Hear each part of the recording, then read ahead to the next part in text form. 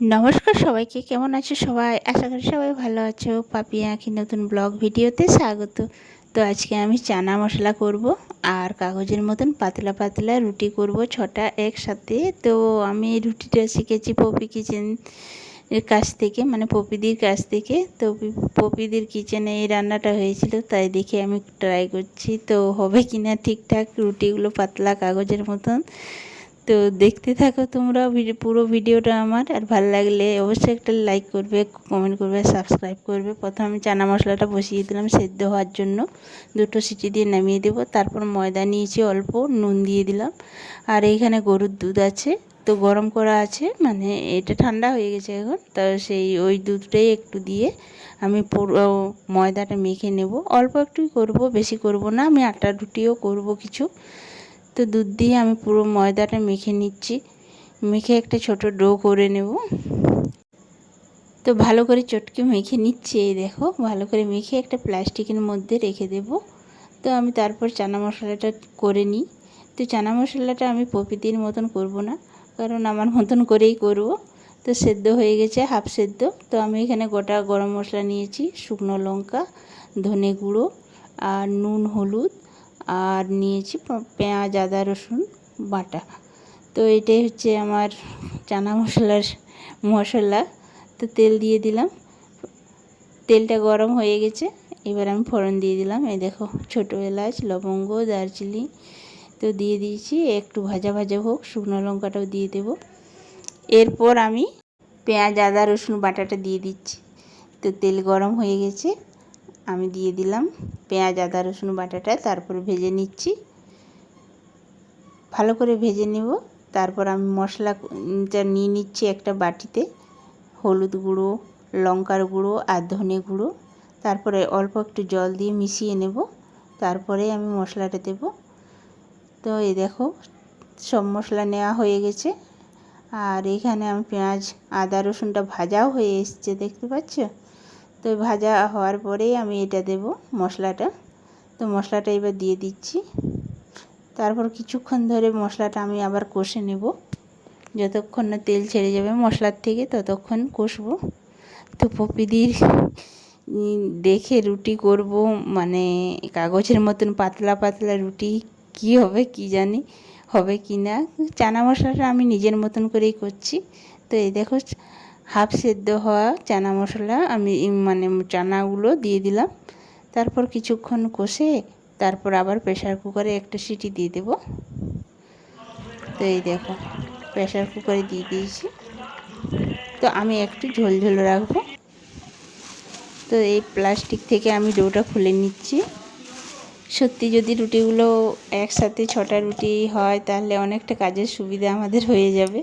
তো এই দেখো 6টা লিচি করে নিয়েছি, আর কিছুটা রেখেছি পরে করব। তো তোমাদের জন্য আগে 6টা রুটি একসাথে করে দেখাই যে হচ্ছে কি না। পপিদির কিচেন থেকে দেখেছি।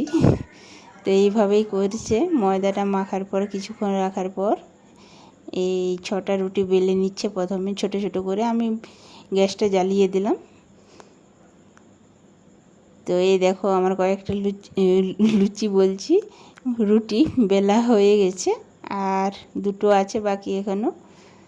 তো আমার রুটিগুলো বেলে নিচ্ছি ছোট ছোট আকারের। প্রথমে সত্যি কি কাগজের মতো রুটিগুলো হবে কি জানি।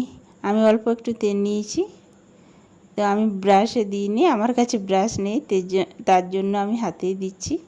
তো রুটিগুলো বেলার পরে আমি রুটির উপরে একটু তেল দিয়ে দিচ্ছি। তেল দিয়ে পুরো রুটিটা মেখে দিলাম। তারপর ওর উপরে আরেকটা রুটি দিলাম, তারপর আবারও তেল দিলাম।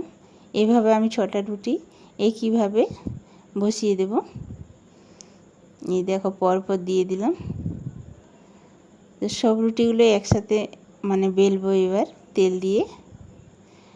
তারপর 6টা রুটি একসাথে তাওয়াতে উঠবে কি না, কাগজের মতন তুলতুলে পাতলা রুটি, নরম রুটি হবে কি না সেটাই দেখার আছে। তো যদি হয় তো অনেকটা কাজের হেল্প হবে আমাদের। তো এই দেখো এই রুটিটা একটু বড় হয়ে গেছে, তো কোনো ব্যাপার না।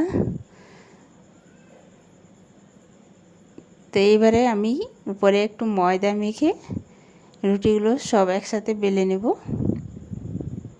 যেভাবে দেখেছি পপিদির কিচেনে সেভাবেই করছি। তো এবারে একটা বড় রুটি করে নিচ্ছি, 6টা রুটি একসাথে।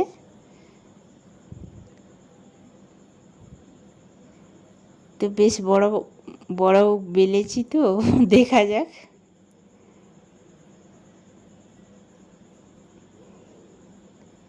তো আমার রুটি বেলা হয়ে গেছে, এবার আমি তাওয়াতে দিয়ে দেবো।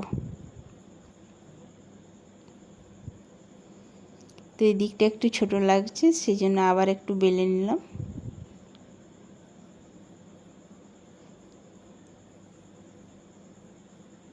তো এই দেখো আমি দিয়ে দিয়েছি। এবারে আমি গ্যাসটা একটু জোরে করে দিলাম।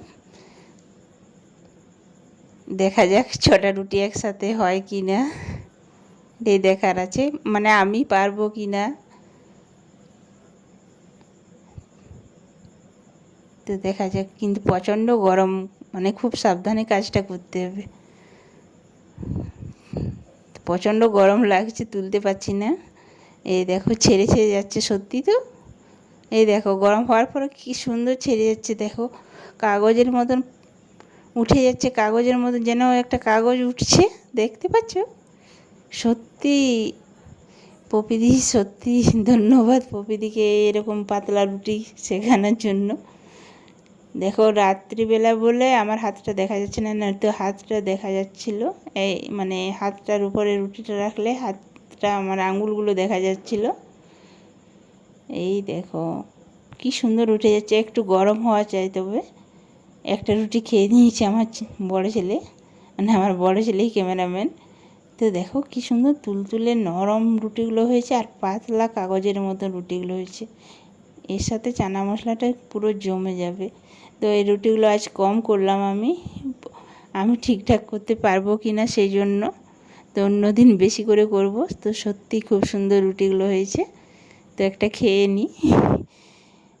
এই দেখো চানা মশলার রান্নাটাও কিন্তু খুব সুন্দর হয়েছে। তোমরা একবার ট্রাই করো বাড়িতে সবাই।